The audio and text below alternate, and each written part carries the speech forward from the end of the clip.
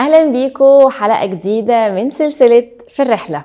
حشتوني جدا جدا، بقالنا فترة كده موقفين وها قد عدنا وراجعين مع تحدي جديد. تعالوا نراجع كده سلسلة في الرحلة، سلسلة بنمشي فيها مع بعض، بنشوف التحديات اللي بتواجهنا في رحلتنا كده على الأرض، وبنحاول مع بعض نفكر نفهم التحديات، نشوف أسبابها، نعالجها ازاي علشان نقدر كده نستمتع برحلتنا ونقابل كده رب كريم وهو راضي عنا يا رب إن شاء الله. تحدي النهاردة اللي هنتكلم عنه تحدي منتشر وموجود كتير قوي في الواقع بتاعنا. فكرة بنات كتير وسيدات كتير بيجوا يقولوا لي نرمين أنا بحب راجل متجوز، نرمين أنا حاولت أمنع نفسي بكل الطرق ولكن الحب غلبني وفجأة بقيت بحبه ودايبة في دباديبه. والله نرمين أنا معرفش إزاي حبيت زميلتي في الشغل، أنا فجأة لقيت نفسي بحبها، فجأة لقيت نفسي منجذب ليها وحاسس ان هي صحت جوايا حاجات ورجعت جوايا حاجات ما كانتش موجودة. انا والله حاولت اقاوم يا نرمين العلاقة دي، بس هو فضل بيضغط عليا وبيلحقني لحد ما خلاني احبه. ونلاقي راجل هي فضلت ورايا، ونلاقي الستات تقولك اصل هي خطفت الرجاله، اصل الست لما بتحط راجل في دماغها بتعرف ان هي تجيبه، وكل طرف بيجي في وقت بيتكلم وكانه يا عيني ضحيه، ده هي اللي خطفتني وده هي اللي علقني بيه وخلاني احبه. تعالوا بقى نفهم كده مع بعض التحدي ده وايه اللي بيوصلنا اصلا للاوضاع اللي مش مظبوطه دي علشان نقدر ان احنا نتعامل معاها. اولا مفيش حاجه اسمها هو اللي خلاني احبه، مفيش حاجه اسمها خطفتني ولا خطفت رجاله. في حاجه اسمها انا بحب اقول في انسان او انسانه سهل اختراقه، وفي انسان او انسانه صعب اختراقه. يعني ايه؟ نتخيل كده ان كل واحد فينا عنده كمبيوتر، عنده سيستم. عارفين فكره الهاكينج، الاختراق؟ في انسان مأمن السيستم بتاعه فصعب الاختراق، وفي انسان تاني السيستم بتاعه مش متأمن فسهل يحصل له هاكينج، سهل يجي عنصر خارجي يدخل يتمكن من السيستم بتاعه. السيستم ده قد يكون بقى افكاره، مشاعره، ايا كان. طيب ايه اللي يخلي انسان او انسانة، احنا مش بنخص لا الرجال ولا السيدات، بنتكلم في المطلق اي انسان او انسانة، ايه اللي يخليني عندي هنا سيستم، عندي كمبيوتر، وللأسف الكمبيوتر ده يكون سهل اختراقه ويتعمل له هاكينج من عوامل خارجية؟ 4 أسباب. نركز بقى مع بعض. أول سبب إني أصلا ما بحطش حدود في التعامل مع الطرف الآخر أو الجنس الآخر. يعني أنا راجل بشتغل، بروح شغلي، معايا زميلات في الشغل، فانا ما بحطش حدود وشايف عادي الدنيا جميله وبيس، بنهزر مع بعض وبنفطر مع بعض وبناكل مع بعض، وخدي دوقي الساندوتش بتاعي واعمل لك قهوه معايا ونضحك ونهزر. هي تقول لي دول زمايلي في الشغل، دول صحابي، زمايلي في الجامعه. فنفضل التعامل ما بين الرجل والمراه ما فيهوش حدود. نسينا بقى الدين والشرع والضوابط الشرعيه وكل الكلام بقى اللي ربنا قاله لنا ده، وفكنا بقى فككوا بقى يا جماعه، ما تبقوش بقى حنبليين وتبقوا كده معقدين، ده احنا في 2025، ده عادي، ده صاحبي، ده معايا في الشغل. وبشوف اوقات مسجز وهزار وخروجات ومكالمات وحاجات اللي هو عادي كده يا جماعه، انتوا عادي؟ عادي. ايه نرمين العقد اللي انت فيها دي؟ انت لسه حبيبتي في المايند سيت القديم ده، اولد سكول كده. لا لا لا، ما ينفعش. فلو انا انسان او انسانه مش حاطه حدود في التعامل مع الجنس الاخر، ده اول حاجه احب اقول لك عزيزتي المستمعه وعزيزي المستمع، انه هيكون السيستم بتاعك سهل اختراقه، سهل يتعمل له هاكينج. طيب الحاجه التانية، ودي بقى نركز فيها مع بعض لان دي بتبقى حال ناس كتير جدا، اللي هو ايه؟ انا عارف بس عامل نفسي مش عارف، انا عارفه بس عامله نفسي مش عارفه، اللي هو زي ما بنقول كده بالمصري عامل نفسه من بنها، مع احترامنا لاهل بنها بس هو المثال بيقول كده. طيب يعني ايه؟ يجي الراجل تكون واحده كده معاه حلوه في الشغل، بتحاول تتمحلس له وتحاول تعمل حركات كده ايه مش تمام، خلاص في حته جواه قاريه وفاهمه ان ده بيحصل، بس في حتة تانية لا لا اسكت، احنا مش عايزين نصدق الفكرة دي، لان احنا لو صدقناها يبقى لازم ناخد اكشن، يبقى لازم نحط حدود، يبقى لازم اتعامل معاها بطريقه مختلفه. فيبقى احنا ننكر الشعور والفكره والخواطر اللي بتجينا، لا لا لا احنا ننكرها، لا لا دي زي اختي، لا لا دي عالصوره، دي عالصوره مع الناس كلها. وعشان اكذب الكذبه واصدقها اروح احكي لمراتي عشان ضميري يرتاح، واثبت لنفسي يا ابو حميد الست دي ما بتعملش كده، ولا انت لا لا لا موضوع شريف بسيط ما فيهوش اي حاجه. فارجع احكي لمراتي ده النهارده في الشغل حصل كذا كذا كذا كذا. فمراتك تقولك ايه وهي ازاي تعمل كده، خلي بالك على فكره الست دي مش مظبوطه، البنت دي مش تمام. ايه انتي انا غلطان اني بحكي لك، انتي بجد هتخليني ما احكيلكيش بعد كده. هو لو كان في حاجه كنت جيت حكيت لك على فكره هي انسانه طبيعيه كده، دي الكالتشر بتاعتها هي، بس عشان جايه من باك جراوند عامله كده فعشان كده هي بتعمل كده. لا لا لا دي هي بتعمل كده، دي جابت هدايا للمكتب كله مش ليا بس انا، هي جابت لي انا بس ده عشان انا كنت مره بقول كذا كذا فهي عشان كده جابت لي لما سافرت. ويبتدي يبرر ويقلب الترابيزه. انت بجد غريبه جدا. فعشان اكذب الكذبه واصدقها كمان افضل اتكلم عليها قدام مراتي عشان ضميري يبقى مرتاح، لا لا لا لا مفيش. واجي بعد كده قدام السيستم بتاعي يتم اختراقه والاقي نفسي في يوم وليله نرمين حبتها، ما اعرفش فجاه لقيت نفسي بحبها ومش قادره استغنى عنها، فجاه صحت جوايا مشاعر وعملت جوايا فجاه. لا هي مش فجاه يا باشا، انت كنت عارف. والكلام كذلك للبنات وللسيدات. اوقات تيجي تقول لي اصل ده زميلي في الشغل، ايوه بس ده راجل متجوز، ايوه نرمين دي زي اخويا، وهو يقعد يهتم ويعمل حركات وانت تعملي نفس ما زميلنا كده كان بيعمل، فاهمه ومش فاهمه، عارفه ومش عارفه، حته جوايا السنسر بتاعك رادارك. واحنا كستات عندنا الحمد لله ربنا مدينا رادار يقدر يلقط مين الراجل اللي مظبوط من مش مظبوط، مين الراجل اللي بيع، ربنا مدينا الرادار ده عشان يحمينا. فانت حته تقولك الراجل ده عنده حاجه في غرض ما في نفسه، بس حته تانية مش عايزه تصدق، لا لا لا لا لا لا لا لا ده راجل متجوز ده زي اخويا، لا يا جماعه ده راجل محترم جدا، لا لا لا لا انا برجع له بس عشان باخد رايه في حاجات في الشغل لان دماغه بتعجبني جدا، هو بصراحه اللي متبنيني من يوم ما جيت الشركه دي، لا لا انا كلمته في التليفون لان الموضوع كان لازم اخد رايه في حاجه مهمه جدا، وهو بصراحه بحب دماغه، راجل حكيم ومحترم جدا، عادي انا بكلمه عادي، ومراته عارفه ان انا بكلمه على فكره عادي جدا، وممكن تكون اصلا بتتعرف على مراته. تفضل برضو عايزه من جوايا اعيش في انكار، لا لا لا لا مفيش حاجه يا جماعه احنا الدنيا تمام. وفجاه نرمين انا ما اعرفش ازاي حبيته، نرمين الحقيني والله انا بقالي سنين وعمري ما شفته حبيبي، عمري ما شفته، فجاه لقيت نفسي حسيت اني بحبه ومش فاهمه مشاعري وعندي لخبطه. لا مش فجاه يا لولو، انت كنتي رفع الحدود رقم 1، رقم 2 كان جواكي انكار وما كنتيش عايزه تشوفي العلامات اللي بتقولك ده، علشان لو شفتها واعترفت بيها اذا لازم اخد اكشن، وانا مش عايز او مش عايزه اخد اكشن. طيب رقم 3 ونركز مع بعض في رقم 3 اللي بتخلي السيستم بتاعنا سهل اختراقه، سهل يتعمل له هاكينج، لو انا مش واعي بالقيم بتاعتي ومتمسك بيها. هناخد مثال للرجل ومثال للمرأة عشان نتكلم بحيادية. تخيل حضرتك راجل رايح تخرج في مكان قالوا لك عليه المكان ده حلو قوي وهتتبسط فيه، بس وانت داخل على الباب حد جه قالك خلي بالك في احتمالية 80% او 85% ان حضرتك يتقبض عليك جوه. فانت قلت لهم ايه يتقبض عليا ليه؟ ما عملتش حاجة غلط، انا راجل زي الفل. هو كده في جوه كده شوية ناس بلا منطق بلا اي شيء هم بيقبضوا على الرجالة جوه، وده ممكن يحصل لك بنسبة 85% بدون ما يبقى عندك اي مشكلة او اي خطأ ارتكبته. هسأل حضرتك سؤال، هل هتفكر لثانية انك تدخل المكان ولا هتقول عليا بدا ايه هتلف وتمشي؟ هتلف وتمشي. ليه؟ لان قيمة الحرية عندك اكبر من قيمة المتعة. انا عايزة اتمتع وعايزة اتبسط وعايزة هفن، بس قيمة حريتي لا خط احمر، انا اغامر بحريتي، ريسك بحريتي عشان اتمتع وخروجه حلوه، الاقي نفسي مقبوض عليا قاعد في السجن عشان في شويه ناس مفتريه جوه انا مش عارف يعملوا معايا ايه. لا يا عم، الاماكن المتعه كتير، ما اكتر المتعه في اماكن تانية، نلف ونروح نتمتع في مكان تاني، صح؟ يعني عشان انا واعي ان قيمه الحريه عندي عاليه وما عنديش استعداد ان انا اخسرها، فكان قراري اني ما غامرش بيها عشان قيمة تانية او لذة تانية.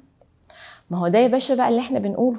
حضرتك لما بتيجي تتواصل مع زميلتك في الحياة، حضرتك واعي انك عندك قيمة العيلة كبيرة جدا. مش هقولك الحب بقى ومراتي، العائلة قيمة عندي خط احمر.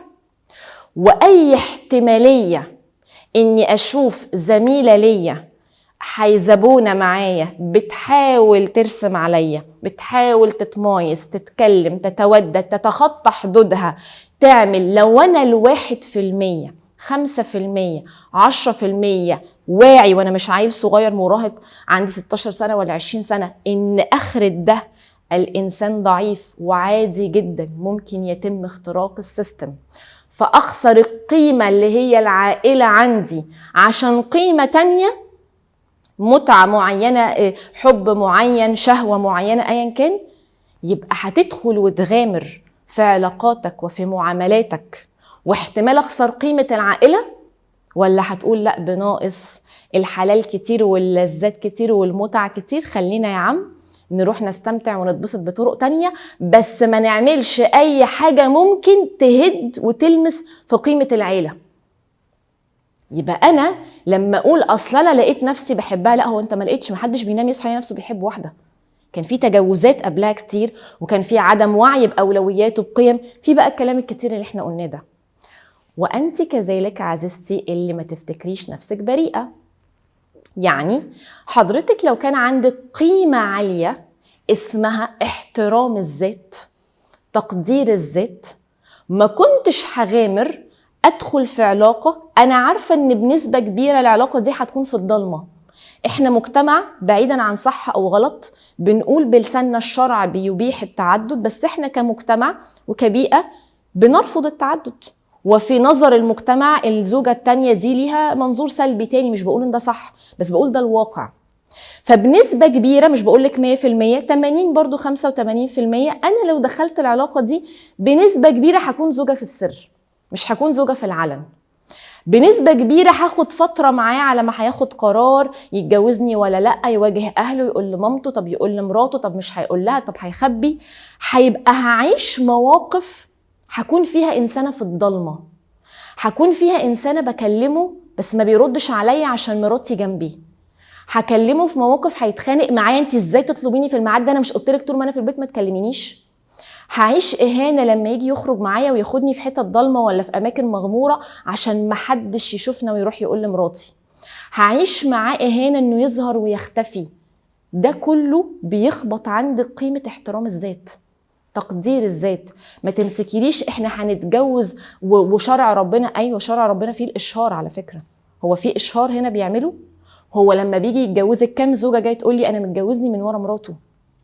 مراته ما تعرفش. انت شايفه انك تستحقي ده؟ انت شايفه ان ده ما بيخبطش عندك قيمه احترام الذات وتقديرها؟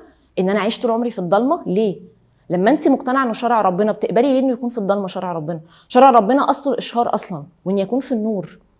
يبقى مجرد احتماليه انك تخبط لي قيمه احترام وتقدير الذات هقول لك شكرا.